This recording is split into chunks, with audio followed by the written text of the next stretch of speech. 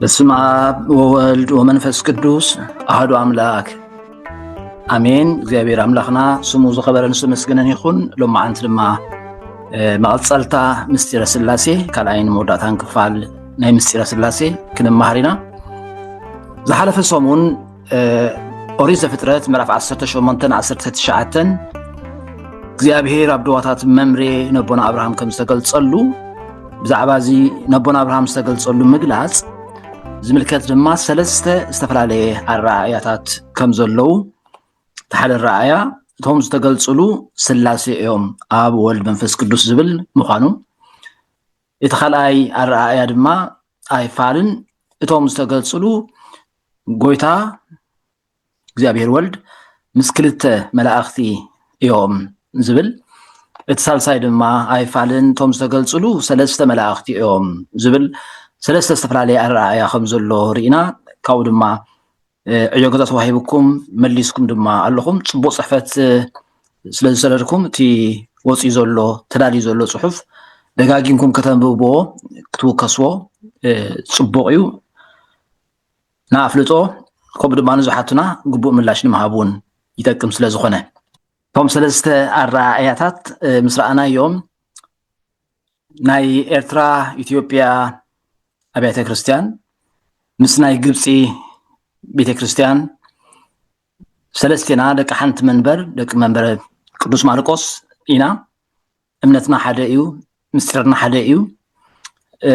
ኣብ ኣገላልፃ ናይዛ ናይ ድዋታት መምሬ እግዚአብሔር ንኣብርሃም ተገልጸሉ ኣብ ዝብል ግን ክልተ በበይኑ ዝኾነ ኣረኣእያ ከም ዘሎ ድሮ ኣስተውዒልኩምሉ ኣብቲ ዝዓየኹም ዕዮ እውን መሊስኩምዎ ኣለኹም። ሥላሴ እዮም ዝብል ኣረኣእያ ብወገን ኤርትራን ኢትዮጵያን፣ ኣይፋሉን እግዚአብሔር ወልድ ምስ ክልተ መላእኽቲ እዮም ዝብል ድማ ብወገን ግብፃዊት ቤተ ክርስቲያን ከምኡ ዓይነት ትንተና መረዳእታ መርገፂ ከም ዘሎ ርኢና። ነዚ ዝያዳ ንምርድኡ ወይ ንምጥቕላሉ እቲ ግልፀት ናይ እግዚአብሔር ምግላጽ እግዚአብሔር አብ፣ እግዚአብሔር ወልድ፣ እግዚአብሔር መንፈስ ቅዱስ ብናይ ግሪኽ መግለፂታት ኣለዎ። ንሱ ኣምላኽ ከም ኣምላኽ ዝግለጸሉ ቴዎፋኒ ዝበሃል ግልፀተ ኣምላኽ ዝበሃል ቴዎፋኒ ማለት እግዚአብሔር ህላውነቱ ዝገልጸሉ ብዝተፈላለየ መገዲ ኣብ ብሉይ ኪዳን ንሪኦ ኢና። ንኣብነት ምስ ሙሴ ኣብ ዝነድድ ኣሻኽ ቆጥቋጥ ከም ዝተገልጸሉ፣ ኣብቲ ናይ ሲና ድማ ኣብኡ በርቅን ሓውን ነጎዳን እቲ ኣኽራን ክሳብ ዝተክኽን እቲ ህልውና ከም ዝተረኣየ ተዝህላዊ ኣምላኽ ዝምስክር ዝረአ ዝስማዕ ንኣብነት ከም ሓዊ፣ ትኪ፣ ደበና፣ በርቂ ነጎዳ ዝኣመሰለ ግልፀተ ኣምላኽ ከም ዘሎ ህላውነቱ ዘርእየሉ መገዲ ንሱ ቴዎፋኒ ይበሃል። ካልእ ድማ ጎይታና ኢየሱስ ክርስቶስ እግዚአብሔር ወልድ ኣብ ብሉይ ኪዳን እውን እቲ ንእግዚአብሔር ዘግህዶ ንሱ እዩ ብዝብል ኣገላልፃ ኣብ ብሉይ ኪዳን ጎይታና ኢየሱስ ክርስቶስ ወይ ከዓ እግዚአብሔር ወልድ ይግለጽ ነይሩ እዩ። እቲ ዝግለጸሉ ግልፀት ድማ ክሪስቶፋኒ ክርስቶስ ማለት እዩ። ፋይነይን ከዓ ግልፀት ማለት እዩ። ስለዚ ግልፀተ ክርስቶስ ዝግለጸሉ ዝተገልጸሉ ንኣብነት ኣብ ኦሪት ዘፍጥረት ምዕራፍ 32 ከም እንሪኦ ኣቦና ያዕቆብ ምስ ሓደ ሰብኣይ እናተቃለሰ ኦሪት ዘፍጥረት ምዕራፍ 32 ደሞ ንርአዮ ካብ ፍቕዲ 22 ዘሎ በታለይቲ እቲኣ ከዓ ተንሲኡ ክልቲአን ኣንስቱን ክልቲአን ጉዙኣቱን 11 ደቁን ወሲዱ መሳገሪ ያቦቅ ተሳገረ። ወሲዱ ሩባ ኣሳገረን ዘለዎ ዘበለኻ ኣሳገረ። ያዕቆብ ግና በይኑ ተረፈ። ሓደ ሰብኣይ ድማ ምድሪ ክሳዕ ዝወግሕ ተቃለሶ። ንሱ ከዓ ከም ዘይከኣሎ ምስ ረኣየ ምሕኩልቱ ተንከዮ። ክቃለሶ ከሎ ምሕኩልቲ ያዕቆብ ተቆፀ። እቲ ሰብኣይ ድማ ምድሪ ይወግሓሎ ምሕደገኒ በለ። ንሱ ከዓ ከይባረኽካንስ ኣይሓድገካኒ በለ። ሽዑ ንሱ እንታይ እዩ ስምካ በሎ። ያዕቆብ በለ። نسخة مس أملاخن مس سبن تقاليسكا أحميقكا إخامو دقيم سمكا إسرائيل دامبر يعقوب أي بحالن بلو يعقوب دما بجخا سمكا نغرني إلو حاتتو نسخة سلمنتاي بزعبا سميت حاتت بلا أبو دما بارخو يعقوب كا نأملاخ نقص رئيو إيمو نفسيون دحينا إلو سمتا بطاتئا بانيئل أوصع الله يبلنا جزيك على سوزلو سبعي نسو እግዚአብሔር ወልድ ወካ ክርስቶስ እዚ ግልጸተ ክርስቶስ ከም ሰብኣይ ኮይኑ ዝተገልጸ ኣብ ኢያሱ ምዕራፍ 5 ከም ንሪኦ ድማ ሓለቃ ሰራዊት እግዚአብሔር ኢያሱ ዝሰገደሉ ኢያሱ 5:13 ኮነ ከዓ ኢያሱ ኣብ ጥቃ ያሪኮ ከሎ ኣዒንቱ ቋሕ ሓቢሉ ረኣየ እንሆ ድማ እተመልሐ ሴፍ ኣብ ኢዱ ዘለዎ ሰብኣይ ኣብ መንጽሩ ደው ኢሉ ነበረ ኢያሱ ከዓ ናብኡ ኸይዱ ንስኻ ናትናዶ ወይ ናይ ጸላእትና ኢኻ በሎ ንሱ ድማ ኣይፋለይ ኣነስ ሓለቃ ሰራዊት እግዚአብሔር ኮይነ ደኣ ሕጂ መጺኡ ኣለኹ በለ ኢያሱ ከዓ ብገጹ ኣብ ምድሪ ተደፊኡ ሰጊዱ ጎይታይ ንባርያው ዝብሎ እንታይ እዩ በለ እቲ ሓለቃ ሰራዊት እግዚአብሔር ድማ ንኢያሱ እዛ ደው ኢልካያ ዘለኻ ቦታ ቅድስቲ እያ እሞ ኣሳእንካ ካብ እጋርካ ኣውፅእ በሎ ኢያሱ ከዓ ከምኡ ገበረ ይብለና ስለዚ ኢያሱ ዝተገልጸሉ ሓለቃ ሰራዊት እግዚአብሔር ዝብሎ ድማ ንሱ እግዚአብሔር ወልድ እዩ ክሪስቶፋኒ ይበሃል እዚ ከምዚ ዓይነት ግልጸት ማለት እዩ ኣብ ትንቢተ ዳንኤል ምዕራፍ 3 ዘሎ ቶም 3 ደቂቅ ኣብ እቶን ዝተደረበዩ ሽዑ 4 ኮይኖም ተራእየሞ ሰለስተ ሰባት ዶ ይኮንና ኣነ ግን 4 ፍቱሓት ሰባት ኣለኹ ምስ በለ እቲ ራብዓዮም ድማ ወዲ ኣምላኽ ይመስል ኢልዎም ንሱ እቲ ራብዓይ ጌታና ኢየሱስ ክርስቶስ እዩ እግዚአብሔር ወልድ እዩ ስለዚ ኣብ ብሉይ ኪዳን ክሪስቶፋኒ ማለት ግልጸተ ክርስቶስ እዚ እዩ ድሕሪ ትንሳኤ ድማ ጌታና ኢየሱስ ክርስቶስ ምስ ተንሳኤ ንያዕቆብ ተራእዮ ነቶም ብ500 ዝበዝሑ ተራእዮም እናበለ ዝዛረቦኻ እሱ ከዓ ክሪስቶፋኒ ግልጸተ ክርስቶስ ተባሂሉ ይጥቀስ ማለት እዩ ሳልሳይ ናይ መንፈስ ቅዱስ ኑማቶፋኒ ዝበሃል ኒውማስ መንፈስ ፋይኔንካ ግልጸት ማለት እዩ ስለዚ ግልጸተ መንፈስ ቅዱስ ዝግለጸሉ ድማ ብብዙሕ መገዲ እዚ ኣብ ትምህርቲ ብርሃን ተማሂርኩም ነርኩም ንኣብነት ኣብ ጥምቀት ጌታና ኢየሱስ ክርስቶስ ከም ርግቢት ኮይኑ ከም ዝወረደ ኣብ ትንቢተ ሕዝቅኤል እቲ ዝነቐጸ ዓጻጽምቲ ትንፋስ ኣተዎ ዝብል ንፋስ ካብ 4 ወገን ንፈስ ከም ዝበሎ ብንፋስ ከም ዝተመሰለ ግብረ ሐዋርያት ምዕራፍ 2 ድሕሪ አንቢብናዮ ድማ ግብረ ሐዋርያት ምዕራፍ 2 ኣብ መበል 50 መዓልቲ ድማ ኩላቶም ሓቢሮም ብሓንሳእ ነበሩ ብድንገት ከዓ ከም ብርቱዕ ህቦብላ ንፋስ ካብ ሰማይ ደሃ ይመጸ ነታ ኣብኣ ተቐሚጦምዋ ዘለዉ ቤት እውን ብዘላ መልኣ እተመቃቀለ ልሳን ሓዊ ዝመስል ድማ ተራእዮም ኣብ ልዕሊ ነፍሲ ወከፎም ከዓ ተቐመጠ ኩሎም ድማ መንፈስ ቅዱስ መልኦም መንፈስ ቅዱስ ክዛረቡ ከም ዝሃቦም እውን ብካልእ ቋንቋታት ክዛረቡ ጀመሩ ኢሉ ብድንገት ከዓ ከም ብርቱዕ ህቦብላ ንፋስ ስለዚ መንፈስ ቅዱስ ድማ ዝግለጸሉ መገድታት ከም ርግቢት ኮይኑ ኣብ ልዕሊ ጌታና ኢየሱስ ክርስቶስ ክወርድ ከሎ ከም እተመቃቀለ ልሳን ሓዊ መሲሉ ኣብ ልዕሊ ሐዋርያት ክወርድ ከሎ ጌታና ኢየሱስ ክርስቶስ ብዛዕባ መንፈስ ቅዱስ ክገልጽ ከሎ ኣብ ወንጌል ዮሐንስ ምዕራፍ 7 ማይ ህይወት ከም ዝበሎ ንርኢ ስለዚ ብማይ ብሓዊ ብርግቢት ብንፋስ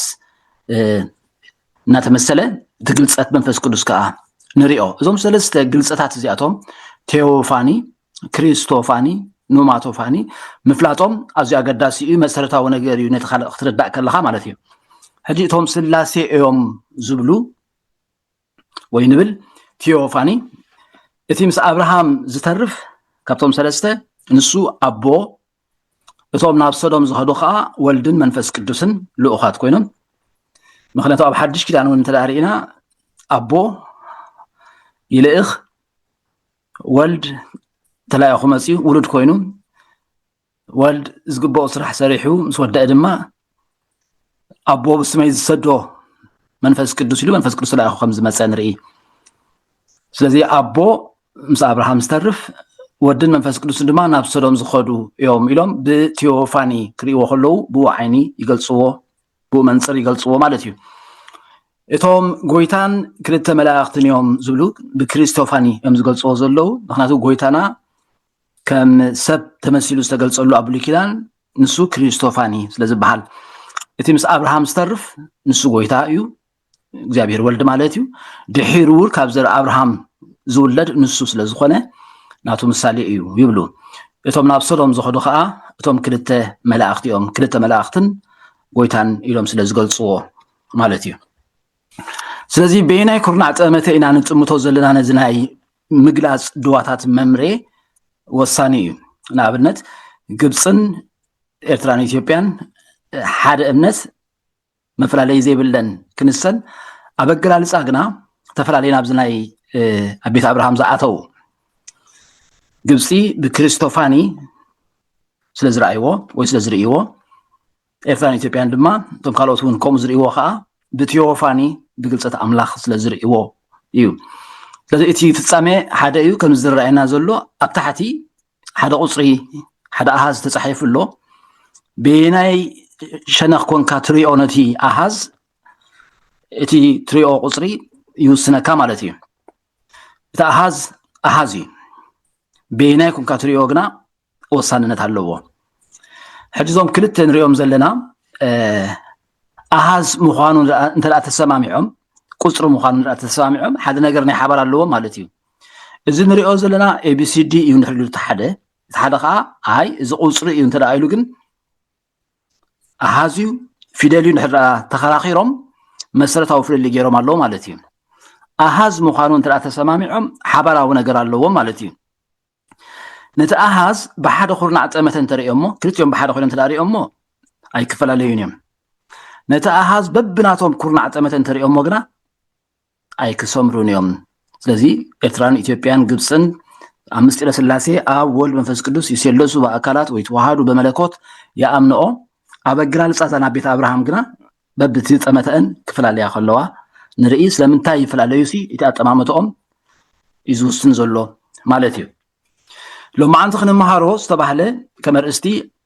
ስላሴ ኣብ ሓድሽ ኪዳንን ኣብ ታሪክ ቤተክርስትያንን ዝብል እዩ ሓድሽ ኪዳን ክንብል ከለና መጽሓፍቲ ሓድሽ ኪዳን ኣብ 4 ክፍልታት እዩ ዝምቀል ልክዕ ከምቲ ብሉይ ኪዳን እውን ኣብ 4 ክፍልታት ዝምቀል እዚ ሌላ ምስ መጽሓፍ ቅዱስ ክትመሃሮ ከለኹም ተማሂርኩም ኣለኹም ብሉይ ኪዳን ተን 5 መጽሓፍቲ ሙሴ ወይ መጽሓፍቲ ሕጊ ዝበሃላ ሓደ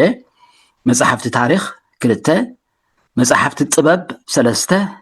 መጽሓፍቲ ትንቢት ድማ 4 ኣብ 4 ይምቀል ሓድሽ ኪዳን ድማ ኣብ 4 እዩ ዝምቀል ወንጌል መጽሓፍ ታሪክ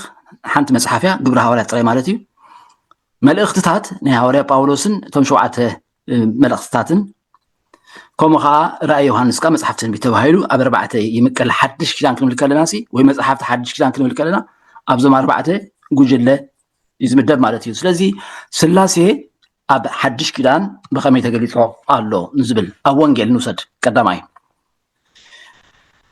ኣብ ጥምቀት ጎይታና ኢየሱስ ክርስቶስ ወንጌል ማቴዎስ ምዕራፍ 3 ወንጌል ማርቆስ ምዕራፍ 1 ከምኡ ድማ ወንጌል ሉቃስ ምዕራፍ 3 ዮሐንስ ብዛዕባ ጥምቀት ስለዘየዘንቱ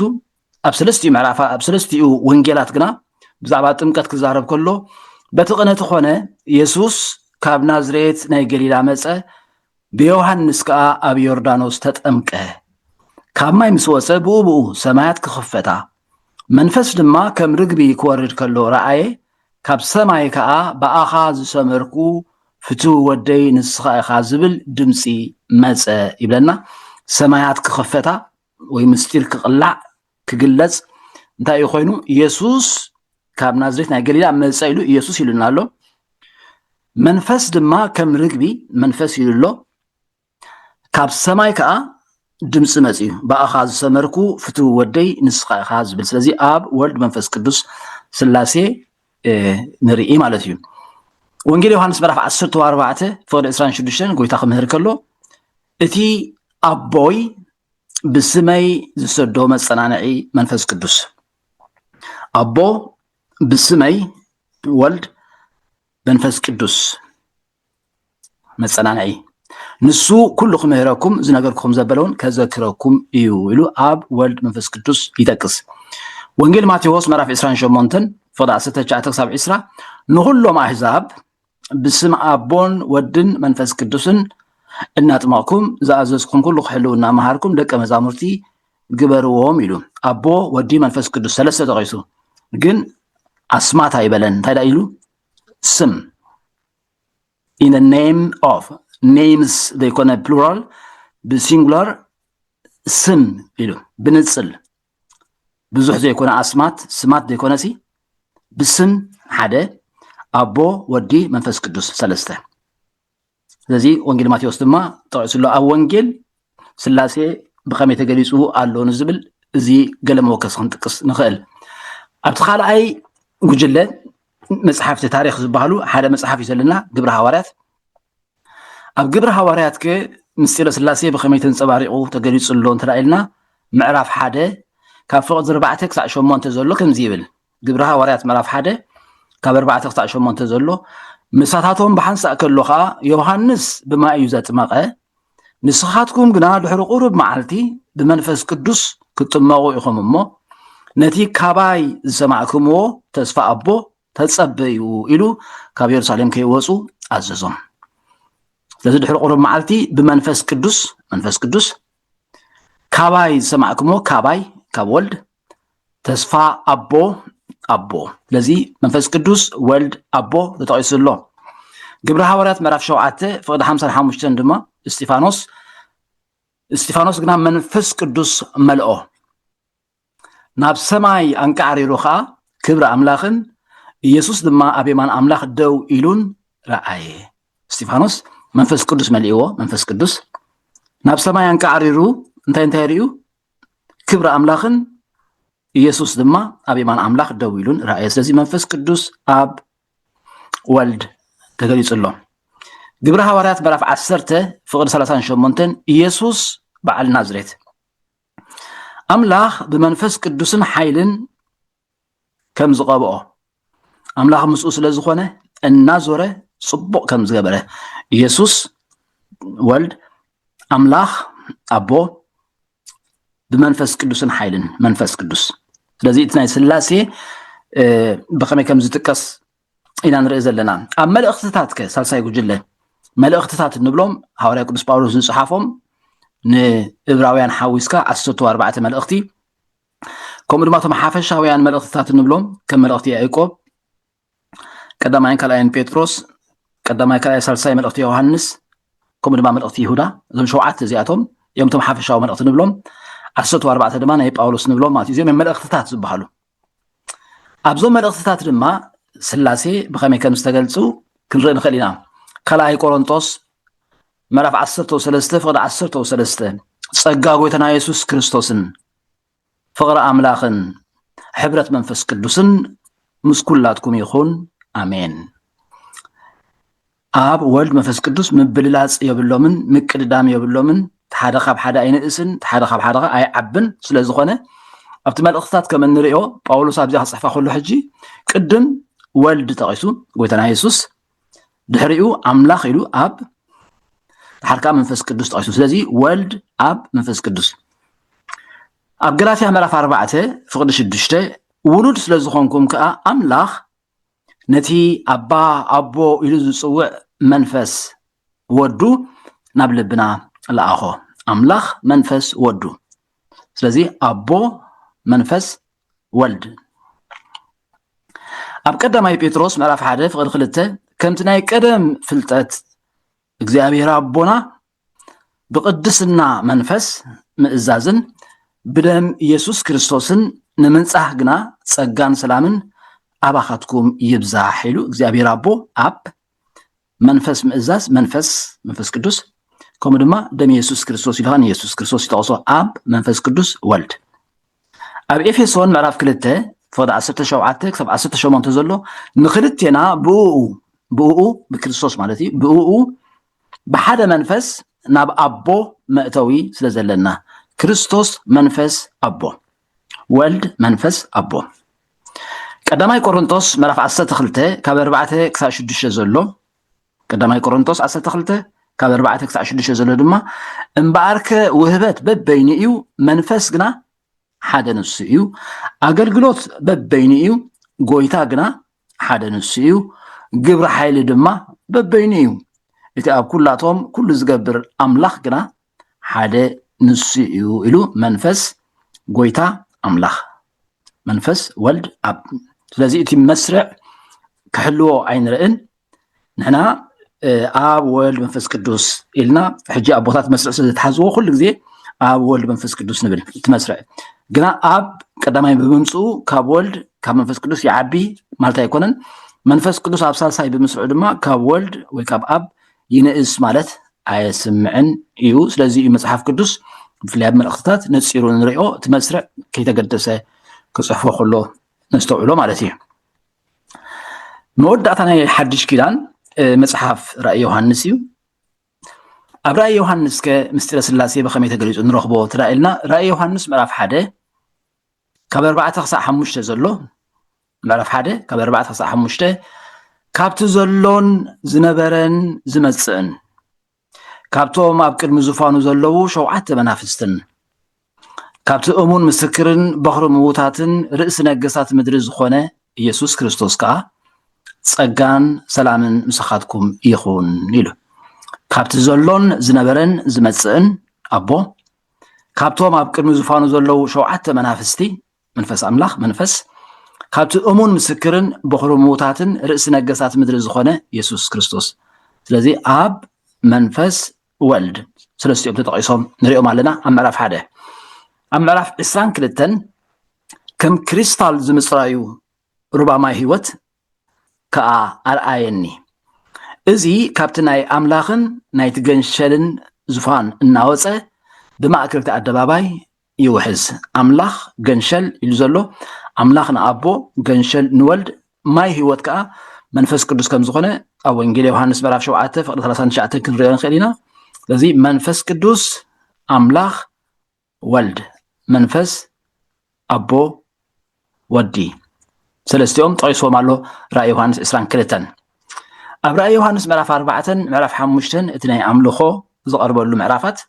ኣብ ምዕራፍ 4 ፍቕዲ 2 ክሳብ 5 ኣብ ሰማይ ዙፋን ተነቢሩ ኣብቲ ዙፋን እውን ሓደ ተቐሚጡ ነበረ ኣብ ቅድሚ እቲ ዙፋን ከዓ 7 መብራህቲ ሓዊ ይነድድ ነበረ ንሳቶም እቶም 7 መናፍስቲ ኣምላኽ እዮም ስለዚ ሓደ ኣብቲ ዙፋን ተቐሚጡ ነይሩ ኢሉ ኣብቲ ዙፋን ከዓ መንፈስ ማለት 7 መናፍስቲ ኣምላኽ መንፈስ ቅዱስ ማለት እዩ ኣብ ምዕራፍ 5 ኣብ ማእከልቲ ዙፋንን እቶም 4 እንስሳን ኣብ ማእከልቶም ሽማግለታትን ተሓሪዱ ከም ዝነበረ ዝመስል ገንሸል ደው ኢሉ ርኢኹ ንሱ 7 ቀርንን 7 ዓይንን ኣለዎ ንሳቶም ከዓ እቶም ናብ ዘላ ምድሪ እተላእኩ 7 መናፍስቲ ኣምላኽ እዮም ስለዚ መንፈስ ቅዱስ ወልድ ተሓሪዱ ከም ዝነበረ ገንሸል ኣቦ ድማ ሓደ ኣብ ዙፋን ዝተቐመጠ ዝብሎ ኣብ ወልድ መንፈስ ቅዱስ ኣብ ራእይ ዮሃንስ እውን ከም ዝተጠቕሰ ንርኢ ስለዚ ኣብ ሓድሽ ኪዳን ኣብ ወንጌል ኣብ ግብረ ሃዋርያት ኣብ መልእኽትታት ኣብ ራእይ ዮሃንስ እቲ ናይ ስላሴ ብኸመይ ተጻሒፉ ከም ዘሎ ከነጽንዖ ንኽእል ኢና ማለት እዩ ብድሆታት ግን ኣሎ ኩሉ ግዜ ንምርድኡ ቀሊል ዘይኮነ ኣሸጋሪ ዝኾነ ሕቶ ዝፈጥር ኩሉ ግዜ ኣሎ ብድሆታት ኣብ መጽሓፍቲ ሓድሽ ኪዳን ንኣብነት ንወልድ ዝምልከት ወንጌል ዮሃንስ ምዕራፍ 14 ፍቕዲ 28 ካባይ ኣቦይ ይዓቢ እሞ እተፍቅሩኒ እንተትኾኑስ ናብ ኣቦይ ብምኻደይ ምተሓጎስኩም ነርኩም ኢልዎም ካባይ ኣቦይ ይዓቢ እዩ ስለ ዝበለ ኣቦ ካብ ወልድ ይዓቢ እዩ ዝብል ሓሳባት ከልዕል ዝኽእል ከምኡ ዝእንፍት ዘሎ ዝመስል ኣዘራርባ ንርኢ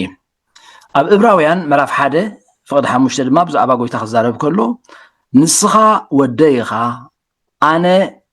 ሎሚ ወለድኩኻ ይብሎ ስለዚ ወደይኻ ካበሎ ሎሚ ወለድኩኻ ካበሎ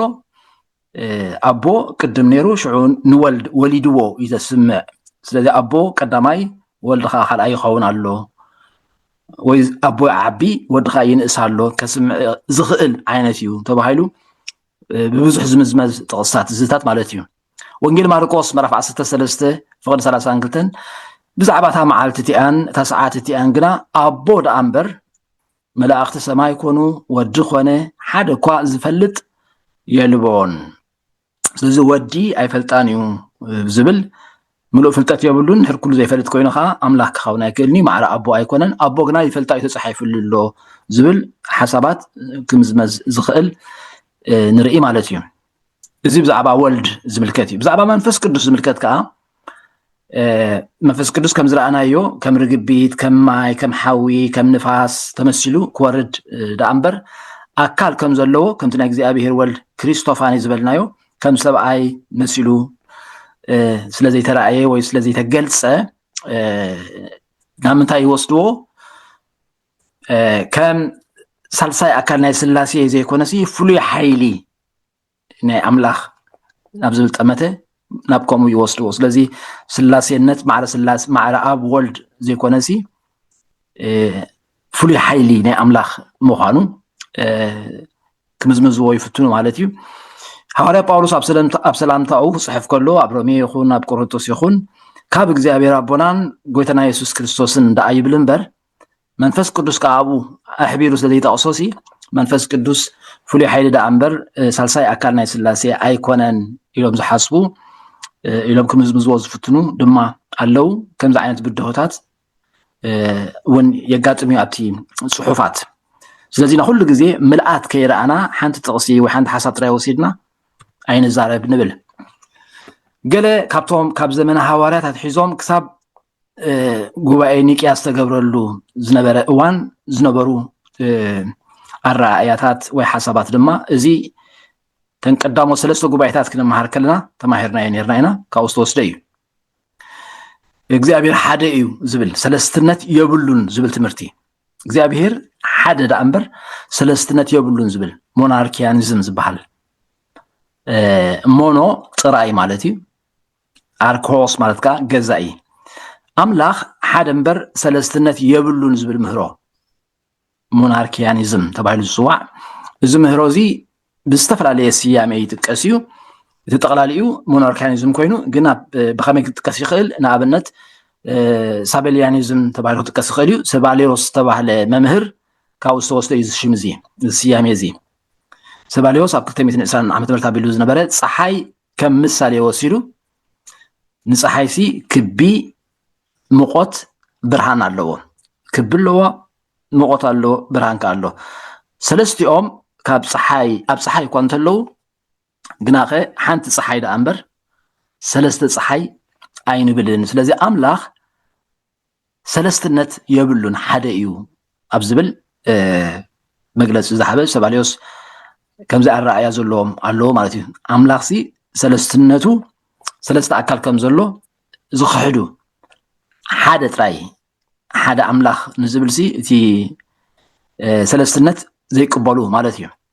ካልእ ሞዳሊዝም ዝበሃል ከዓኒ እቲ ሓደ ኣምላኽ ብሰለስተ መዳይ ከም ዝተገልፀ ፅንሕ ኢልና ክንሪኦ ኢና ኣብ ፍጥረት ኣብ ብሉይ ኪዳን ከም ኣቦ ኣብቲ ስጋዌ ብኣካል ክመላለስ ከሎ ኢየሱስ ክርስቶስ ከም ወልድ መንፈስ ቅዱስ ምስ ወረደ ድማ ከም መንፈስ ቅዱስ ስለዚ እሱ እቲ ሓደ ኣምላኽ ብሰለስተ መዳይ ተገሊጹ ደኣ እምበር ሰለስተ ኣካል ናይ ስላሴ ዝበሃል የለን ዝብል ሞዳሊዝም ዝበሃል ማለት እዩ እቲ ካልእ እዚ ፓትሪፓሲያኒዝም ዝበሃል ዘሎ ኣቦ ኣብ መስቀል ተሳቀየ ዝብል ምክንያቱ ኣምላኽ ሓደ ስለ ዝኾነ ኣቦ ወዲ መንፈስ ቅዱስ እቲ ኣብ መስቀል ዝተሳቀየ ኣቦ እዩ ዝብል ትምህርቲ እዩ እዚ ከዓ ምስቲ ሞናርኪያኒዝም ሓደ ኣምላኽ ሰለስትነት ዘይብሉ ዝብል ክሳብ ጉባኤ ኒቅያ ዝነበረ ዝተፈላለየ ብድሆታት ዝለዓል ዝነበረ ነዚታት ይመስል ስለዚ ኣብ ታሪክ ቤተክርስትያን ከም እንሪኦ ብፍላይተን ቀዳሞት ሰለስተ ጉባኤታት ቀዳመይቲ ጉባኤ 325 ዓለም ለኻዊ ኢና ጉባኤ ንብሎ ዘለና ቅድሚኡ ብዙሕ ጉባኤ ነይሩ እዩ ብዓለም ለኸ ዝዓበየ ዝተገብረ ግና 325 ቀዳማይ ጉባኤ ኒቅያ ኣብኡ ናይ ኣርዮስ ትምህርቲ እግዚአብሔር ወልድ ወይ ከዓ ጎይታና ኢየሱስ ክርስቶስ ፍጡር እዩ ማዕረ ኣቦ ኣይኮነን ዝብል ትምህርቲ ስለዝለዓለ ንዕኡ ንምምር ማርያም ተኣኪቦም ዝሃቦ ውሳኔ ድማ ጎይታና ኢየሱስ ክርስቶስ ፍጹም አምላኽ ፍጹም ሰብ ምዃኑ ማዕረ አቦ ምዃኑ ዘኦሩይ ምስለ አብ በመለኮቱ ምስ አቦ ማዕረ ምዃኑ ዘውሓሰ ጉባኤ እዩ ጉባኤ ኒቅያ 325 ድሕሪኡ ጉባኤ ቁስጥንጥንያ 381 ድማ ብዛዕባ መንፈስ ቅዱስ ሕቶ ተላዒሉ መቅደንዮስ ኣብኡ ከዓ እቲ ዝተዋሃበ ውሳኔ እንታይ እዩ ዝብል መንፈስ ቅዱስ ማዕረ አቦን ወድን ብሕብረት ዝስገደሉ ሳልሳይ አካል ናይ ቅድስቲ ስላሴ ምዃኑ ዘውሕስ ውሳኔ ተወሲኑ ኣብ 381 መቅደንዮስ እንታይ እዩ መንፈስ ቅዱስ ፍጥረት አምላኽ ደኣ እምበር ማዕረ አቦን ወልድን ኣይኮነን ዝብል ትምህርቲ ዘለዓለ እዩ ካብ 351 ክሳብ 360 ጳጳስ ዘቁስጥንጥንያ ዝነበረ ንመንፈስ ቅዱስ ፍጥረት አምላኽ እምበር ማዕረ አቦን ወድን ኣይኮነን ኢሉ ዝማሕረ እዩ ሰብዚ እቲ ናይ ሰባልዮስ አንተ ዝረአናዮ እዩ አምላኽ ሰለስትነት የብሉን ዝብል ምህሮ ኣብ ፍጥረት ከም አቦ ኣብ ምድሓን ሰብ ከም ወልድ ኣብ ምንጻሕ ድማ ከም መንፈስ ቅዱስ ኮይኑ ተገልጸ እምበር ሰለስትነት ዝበሃል የብሉን ዝብል ሳባልያናዊ ወይ ከዓ ሳባልያውስ ዝበሃል እቲ ናይ ሞዳሊዝም ዝረአናዮ ንሱን ናይ መቅደንዮስን ንምምር ማርያም ተኣኪቦም ኣብ ጉባኤ ቁስጥንጥንያ ጉባኤ ክካየድ ከሎ መቅደንዮስ ድሮ ሞይቱ እዩ ነይሩ ምክንያቱ ኣብ ጉባኤ ሰለውቅያ 359 ብጭካነን ብምጥሓስ ቀኖናታት ተወጊዙ 360 ካብ ስልጣኑ ተኣልዩ ካብ ከተማ ርሒቁ ኣብ ገጠርና ነበረ ከም ዝሞተ ታሪኹ የዘንቱ እዚ ጉባኤ እዚ ማዕስተኻይዱ ኢና ንብል ዘለና 381 መቅደንዮስ ዝሞተሉ ድማ 360 ተወጊዙ ስለዝነበረ ድሕሪኡ ሞይቱ ኣብቲ ጉባኤ ኣይነበረን ሰዓብቱ ግና ኣብኡ ተሳቲፎም ነይሮም እቶም ንዕኡ ንምህርኡ ዝኽተሉ ማለት እዩ ኣብቲ ጉባኤ እንታይ ኢሎም ወሲኖም ወነአምን በመንፈስ ቅዱስ እግዚ ማህየዊ ዘሰረፀ እምአብ ንስግድ ሎቱ ወንሰብሖ ምስለ አብ ወወልድ ዘነበበ በነቢያት ኢሎም ጎይታን መሕወይን ብዝኾነ ካብ አብ ብዝሰረፀ መንፈስ ቅዱስ ነአምን ምስ አብን ወልድን ንሰግደሉን ነመስግኖን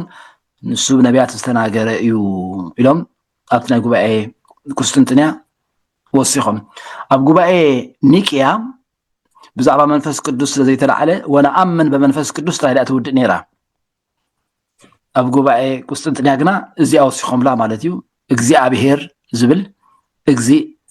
እግዚአብሔር ከም ዝኾነ አምላኽ ከም ዝኾነ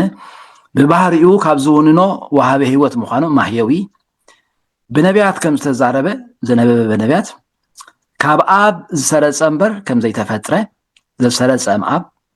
ምስ አቦን ወድን አምልኾን ስግደትን ከም ዝግብኦ ንስግድ ሎቱ ወንሰብሖ ምስለ አብ ወወልድ ኢሎም ትውሳኔ ወሲኖም ነቲ ጉባኤ ዘይተቐበልዎ ሰዓብቲ መቅደንዮስ ዝነበሩ 36 ካብኡ ክወፁ ከለዉ ሓደ ካብኣቶም ኤዎስጣቴዎስ ዘሰባስተ ዝተባሃለ እንታይ ኢሉ ነይሩ ብወገነይ ንመንፈስ ቅዱስ እግዚአብሔር ይኽብሎ ይኹን ፈጣሪ ይኽብሎ ኣይክእልን እየ ኢሉ ንመንፈስ ቅዱስ እግዚአብሔር ይኽብሎ ይክእልን እየ ፈጣሪ ይኽብሎ ኣይክእልን እየ ኢሉ ሓደ ካብቶም ናቶም መግለፂ ዝሃበ ማለት እዩ ስለዚ እግዚአብሔር መንፈስ ቅዱስ እግዚአብሔር ኣይኮነን ፍጡር እዩ ዝብል ተላዒሉ ነይሩ ኣብቲ ጉባኤ ግና ጉባኤ ቁስጥንጥንያ ወሲኖም አምላኽ ምዃኑ ምስ አቦን ምስ ወድን ድማ ብሕብረት ዝስገደሉ ምዃኑ ተወሲኑ ማለት እዩ ብድሕሪኡ ቀፂሉ እቲ እቶም ኩሉ ግዜ ኣኼባታት ጉባኤታት ኣይተርፍን ጉባኤ ኒቅያ መጀመርያ ዝረአናዮ 325 ወነአምን በመንፈስ ቅዱስ ኢሉ ጥራይ ወዲኡ ነይሩ ብዛዕባ መንፈስ ቅዱስ ብዙሕ ስለዘይተዘርበ ብመንፈስ ቅዱስ ነአምን ጥራይ ተባሂሉ ነይሩ ኣብ ጉባኤ ቁስጥንጥንያ ዝረአናዮ ወነአምን በመንፈስ ቅዱስ እግዚ ማህየዊ ዘሰረፀ እምአብ ንስግድ ሎቱ ወንሰብሖ ምስለ አብ ወወልድ ዘነበበ በነቢያት ዝብል ተወሲኽዎ ንመንፈስ ቅዱስ መግለፂ ተወሲኽዎ መንፈስ ቅዱስ እግዚ ምዃኑ ማህየዊ ምዃኑ ካብ አቦ ዝሰረፀ ምዃኑ ምስ አቦን ወድን ከዓ ብሕብረት ዝስገደሉ ምዃኑ ተወሲኽዎ ኣብ ጉባኤ ቁስጥንጥንያ 381 ማለት እዩ 431 ጉባኤ ኤፌሶን ክካየድ ከሎ እቲ ኣቐዲሙ ኣብ ጉባኤ ኒቅያን ኣብ ጉባኤ ቁስጥንጥንያን ዝተወሰነ ውሳኔ ዝኾነ ይኹን ከይውሰኾ ዝኾነ ይኹን ከዓ ከይጎድሎ ዝብል ኣብ ጉባኤ ኤፌሶን ተሰማሚዖም ግና ብዙሕ ከይጸንሐ 447 ጳጳስ ዘሮም አቡነ ሌዮ ኣብ ጽሑፋቱ ዘሰረጸ እምኣብ ወእም ወልድ ዝብል ኣባሃህላ ጸንበረ تا وأم ولد سبل وسيخلا مالتي زسرت أم أبطل عندنا نرى كاب ولدون وسيخلا أبحر مشتمتن سمانان تشعة عامة مرت أب سبين أب استجاب سلسة يجوب توليدو أب تجوب بوجعي وأنا أمن بمنفس قدوس أجزي ما هيوي زسرت أم أب وأم ولد نسجد لو توان سبهم سلاب وولد زنبه بنبيات زبل بوجعي تنبه أنت عم بيبام حجزيها زسرت أم أب ترايز نبرسي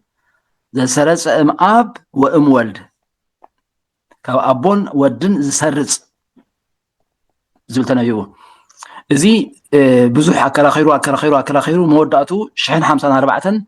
تنكي مفلالي كاثوليكاويت بيتا كريستيانن مبراق أرثوذكسن كوينو زي مبراق أرثوذكسن كاثوليكن بخمي تفلاليهم بزا كاب ولدون يسرص يو زبل زو مبراق أرثوذكس نلوم زلنا بعد غريق بعد راشا مالتي ابتي 451 ناي اورينتال أرثوذكس كنفل خلنا مسانا ينبرون مستا كاثوليكاويت بيتا كريستيان يمقصلهم أبشحن 54 جنا زي السماع معم نجار انتهي مسيو كابولدون يسرص يمنفس قدوس زبل حساب مسمسه نزي اي تقبلون سلازي كم تناي غباء قسطنطينيا زي سرص ام اب إنا نبل إلهم طب ناي مبرا أرثوذكس تحدا خا زي سرص ام اب وام ولد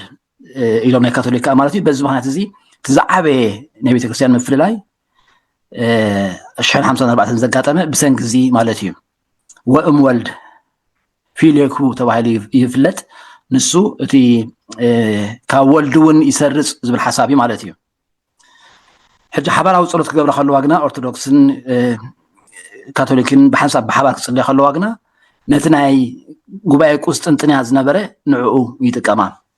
كلا ابز قربا غزي زوص زينا نيرو 2024 زحلف كنو خط عامه بالحج مالتي أبيات كريستيان لوتران فيدريشن مس أبيات كريستيان أرثوذكس نتناي قسطنطينيا زنبره صلوت هايمانوت نعو خطقما حبراو مغلص ياوصي نزي فيليكو زبل نصيغنسي نتي كاب ولدون زبل نصيغن كاب ابو زسرص زبل كم استقبلا حبراو سمع كم زوصا زينا تزرغيحو نيرو مالتي سلازي اتي كنفلطو صبو سلازخوني حصر بزبل مغلص يغ نزي يسمسل انتاي تذكر اخر وام ولد سي انتاي تذكر اخر كاب ولدون يسرصيو كاب ولد خسرص اي يسرصن يسرص با زبل كتاب مالتي انتاي تخركر قدما الرأيا أبو اتمنشيو أبو خنلكلنا أملاك خنلكلنا تملكوت مالتي يولد يسرص حجي ولدون يسرص ينتبلنا كلتا منش نقبرالنا مالتيو سلازي خا نحادنت ززرق سحوت سلازي خونه زي اي نقبلونينا زول مرغصي زي ناي أرثوذكس مرغصي حجي أرثوذكس خنلكلنا نحناون كم غاتهم دحيرهم أرثوذكس تبعلو زمنا إيسترن أرثوذكس نسوم كلها مالتي ذا سئل نحل رأيكم الله ذا سلوس كورونا نلعلي أبلع علي أبو ذا فازر دلو أبو أبتحتي ولد منفس قدوس دمالو أبو يولد يسرص يتخلى الرأي خانتا يزبل اثنين كاثوليكاوي الرأي مالتي قلتنا يسوس كريستوس أنا أبون حدئنا إليو أوانجيل يوحنس مراف إسراء كابسان حدن كتاب إسراء كتكم نريوخا شعو يسوس كان بحدش سلام نعاخاتكم يخون كمتا أبو نعايز لأخني أنا ونكمو الأخوكم علوخو بلوم إزي إلو أوف بلالله ممو منفس قدوس تقبلو سلا زبل منفس قدوس كاولدون يسرسيو زبل يتي وأم ولد تبعل أوف فيلوسي كابتفاسو شعو منفس قدوس تقبلهم سلازي كاولدون منفس قدوس يسرسيو مناتو يسوس كريستوس أنا أبون حدينا إليو حتى تانا كاثوليك تبدل رأيوا أبو ودي أبلع له منفس قدوس كاب تحت له منفس قدوس كاب أبون كاب ودن يسرس زبل مالتي زي كرايسلي تانا أرثوذكس أبو يسرص أبو يولد تاني كاثوليك أنت أتبل زلا أبون ودن منفس قدوس يسرصو منفس قدوس كاب أبون كودن يسرص زبلي تخي ذكر آخر مالتي زي بوقعي أبتي ناي كاثوليكاوي بيت كريستيان أبصلت هايمانوتناتهم تصحيفو كم زلو نريو تصلت هايمانوت زبل كنا ببوخ لنا أبتا ناي منفس قدوس مش بصحنا تخلق كله خم زلو بوي بحادث لزخونه ولا حتى فلان نقرب يقولون أبتا ناي منفس قدوس مستبصحت جن كاب أبن ولدن سرسة بمدحان قويتا بمنفس قدوس نأمن باف نبيات نستناجره نعوون مس أبن ولدن نسجدلون نمسجنون يوم كاب أبن ولدن سرسة يقولوا نحن خا تا ولد رياوسينا كاب أب سرسة بمدحان قويتا بمنفس قدوس نأمن نقول ما سرسة تا وولد تبل نعاقن رداء سبوي مبرا أرثوذكسن كاثوليكن زفلا اليوم لما إذا سرت أبنة زيها مخانا كنفلتا سبوي زي مزجب هيمانوت تمرتي كاثوليكايت بيت كريستيان أستواصوز بالمصحف أو تصحفوا زليو قطع 18 كترخبوا تخليهم تصلوا هيمانوت لما أو قالوا مالتي مدام دنتا مستير سلاسي قلصت أملاخ سلازخونه بملأت كنردو زكالا يكونن ملأت جرناسي ملوء بملوء مستر سلاسي كردو إيه نحن حسب أين خلينا أين أمرنا أي صوروني سلازي مستير زبحال أبوثات قلت صغلو نزنتا يزبحال حدثي مستر سلاسي تمراميرو خبيدو حجبو عند حسبه تجنقوا أب جم بحر خيدو أب جم بحري مسكدقنا እግዚአብሔር ክገልጸሉ ሓደ ቆልዓ ንሽቶ ኩባያ ገይሩ ካብቲ ባሕሪ ማይ እናወሰደ ናብ ሓንቲ ንሽቶ ጉድጓድ ይመልእ ርእይዎ ተሓርቲ ሰብኣይ ነቲ ቆልዓ ሓቱ እንታይ ትገብር ኣለካ ይብሎሞ ነዚ ዝረኣየካ ዘሎ ማይ ናይዚ ባሕሪ ብምሉኡ በዛ ኩባያ እናቐዳሕኩ ኣብዛ ንሽቶ ጉድጓድ ክመልኦ እየ ኢልዎ ነዚ ክንዚ ስፍሓቱ ማይ ኣብዛ ንሽቶ ቆላይ ሙኻ ኣብዛ ንሽቶ ኩባያ እንታይ ትብል ኣለካ ተፀሊልካ ዲኻ ኢልዎ كمي دا أنسخا نسفح مثل سلاسي أبزان إيش سيأتي خرج ديل كتحسب زلخا إلو تسويرو يبهال سلازي مثل سلاسي قلصت أملاخ سلازخونه بملأت كنردو إلنا أي نخيلنينا أمرنا لعلم شكامو لعاومي مالتي أمرو كعقرو زي خيل مستيري سلازي مستير زبهال كلاينت بي أبولي كيدان مثل سلاسي تسويرو كم زنبره أب حدش كيدان قنا أستر إيو كم زخونه كم استقلصه نفلت أب تاريخ بيت كريستيان كاب زمن حواريات جميرو بزعباز مثل سلاسي حيالو خطعات حيالو قبايتات كم استقبرلو أب قباية نيكيا أب قباية قسطنطينية أب قباية إفيسون حادنتن سلستنتن بزي متحواسن بزي مفللاين سلاسة أمنت قدس سلاسي صدقة أب ولد منفس قدس يسلسو بأكالات ويتوهادو بملكوت يلون بأكال سلسته بملكوت كنا حدا أملاخنا أمن إلهم أبغى بعينك يا أبغى بعيكوس ندبغى إفسون ودي أملنا بوهم أميننا مالتيم مستير سلاسي مستير دحنت مستير أملاخو مستير نابراون سلازخونه بحد النتن سلستنة الأملاخ مامان كانوا أملاخو ختم اللخ دحنت كابز جب أخطر الدا نابرا لما تصبون نابرا نهمجز زاني تحت نعرف نبر زي حجز تمرتيم حادنت كنت أكسكلنا እግዚአብሔር ሓደ እዩ ክንብል ከለና ሰለስተነት ክንርስዕ የብልናን ሰለስተነት كنت أكسكلنا ድማ ሓድነት ክንርስዕ የብልናን ሰለስተ ኣማልኽቲ ስለዘይና ምልኽ ሓደ ኣምላኽ ስለና ምልኽ ማለት እዩ ስለዚ ሓድነት كنت أكسكلنا ሰለስተነት ኣይንርስዕ ሰለስተነት ክንዝክር ከለና ድማ ሓድነት ኣይንርስዕ ዕዮ ገዛ ነዚ ሰሙን እዚ ዝወሃበና ነዚ ቆፅል ድማ መን ተሕግዘና ምስጢረ ስጋዌ أملاخنت قويتنا يسوع كريستوسن أملاخنت منفس قدوسن زرد حصير صحف يخم كتقربوا أزي حصير صحف كلتا وثلاثة قصي كابولي كدان كلتا وثلاثة قصي ما كاب حدش كدان تراجيركم سي يسوع كريستوس قويتنا أملاخ مخانو منفس قدوس دما أملاخ مخانو زرئي زرد كم صحف قدوس كتب عليهم حصير صحف مالتي مسكر بقى كلتا وثلاثة يزنعمو أب صحفكم كلتا وثلاثة قصي كابولي كدان كمون كلتا وثلاثة قصخا كاب حدش كدان كم زهلو تكبروا ስለዚህ ጉጅለ ሓደን ጉጅለ ሰለስተን ብዛዕባ ጎይታና ኢየሱስ ክርስቶስ ይኹም ትጽሕፉ እዚኣታ ኣየኹም ጎይታና ኢየሱስ ክርስቶስ ኣምላኽ ምዃኑ ጎይታና ኢየሱስ ክርስቶስ ኣምላኽ እዩ ምኽንያቱ ኣብ ብሉይ ኪዳን እዘን ሰባ ክልተ ጥቕስታት ኣለዋ እዚአን ኣብ ሓድሽ ኪዳን ድማ እዘን ሰባ ክልተ ጥቕስታት ኣለዋ እዚአን ዘርእያና ድማ ኢየሱስ ክርስቶስ ኣምላኽ ከም ዝኾነ እዩ ኢልኩም ትጽሕፍዋ ማለት እዩ ኣምላኽ ክንብል ከለና ኣምላኽነት ኣምላኽ ዝብል ተማሂርና ነርና ዝሓለፈ ግዜ ኩሉ ዝኽእል ኩሉ ዝፈልጥ ኣብ ኩሉ ቦታ ዝርከብ ቅዱስ ንዑ ዝመስሉ ሓደ ዘየለ ኢልና ጠቂስና ነርና ዲና ስለዚ ጎይታና ኢየሱስ ክርስቶስ ከዓ እቲ ናይ ኣምላኽ መለክዒ ወይ መስፈሪ ዝበልናዮ ዘማልእ ምዃኑ ዘርኢ ጥቕስታት ትጠቕሱ ማለት እዩ ጉጅለ ክልተን ጉጅለ ኣርባዕተን ድማ ንመንፈስ ቅዱስ ኣምላኽ ምዃኑ እቲ ናይ ኣምላኽነት መስፈሪ ወይ መለክዒ ዝበልናዮ ከም ዘማልኦ ክልተ ወይ ሰለስተ ጥቕሲ ካብ ብሉይ ኪዳን ክልተ ወይ ሰለስተ ጥቕሲ ድማ ካብ ሓድሽ ኪዳን ጌርኩም ትጽሕፉ ዕዮ ገዛና እዚ እዩ ካልእ ንኣስተንትኖ ዝኸውን ሓንቲ ጽሕፈት ኣብዚያ ገይረልኩም ኣለኹ ንኣስተንትኖ ጥራይ እዚ